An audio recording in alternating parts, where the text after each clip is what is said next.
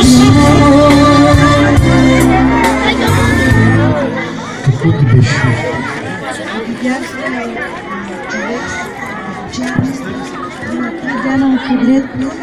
Само с нощи. 3 дена подред човек с черни. Виждате ли какво означава, брати и сестри? Тази жена е видяла 3 дена подред човек с черни. А знаете ли човек с черно какво е? Човекът смърт. Идва да чука на вратата и да погуби човек.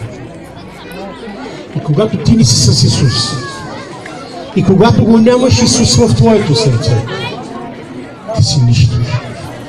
Животът ти свършва от тук. Но тази жена, ти вярваш ли си? Да. Сега, сестра, ще те помоля по-силно да учиш да се молиш на църква, да се молиш и да винаги където пастора, жена му, децата му, където са тези хора и ти да бъдеш с тях заедно. Пастори, ти обещаваш ли тази жена да я посетиш поне 1 седмица подред? Всяка вечер ще отидем. Да, искам всяка вечер да отидете, братята, да се молите в нейния дом. Да се премахне това нещо от тях. Сега, сестро, искам да се оставиш в ръцете на Бога. Бог да направи това с тебе. Може би Бог ме изпрати заради това. Затова искам да разбереш едно. Оставиш се в ръцете. Ако си направила грешки в живота си, казвай: Господи, прости ми, изповядвам се пред Теб.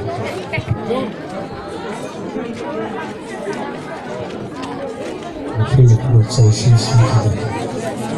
Господи, сега те моля за това. Господи, сега те молим за всяка нечиста сила да изчезне от Тебе. Да я премахнеш, Господи, в името на Исус Христос. Сега, този човек, който идваше с черно, никога вече да не дойде в нейния живот. Сега! В името на Исус Христос. В името на Исус Христос те моля, Господи. Сега те моля, Боже мой. Моля те за тази жена, Господи. Да покажеш милост към нея, Господи. Сега и цирение, Боже, в освобождение, Господи. Каквото и пречи, Татко, каквито нечисти духове идват върху нея, Боже, аз те моля да ги премахнеш в името на Исус Христос, Боже. Сега, излез, напусни в името на Исус Христос, напусни това тяло. Сега, в кръвта на Исус Христос има изцеление, освобождение, цирение. Сега, излей, Господи. Сега, Боже мой, вярвам в Тебе, Боже. Ти ще направиш чудеса и знамения, Боже. Вярваме в Твоята истина, Боже.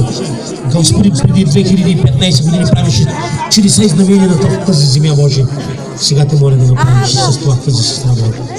Сега, Боже, тя да бъде освободена, Господи. Никога вече да няма проблеми в живота си, Боже. В името на Исус Христос. В името на Исус Христос. В името на Исус Христос.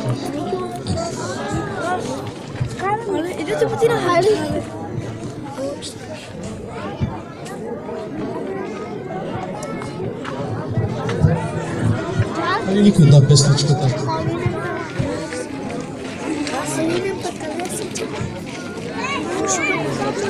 Кашеме!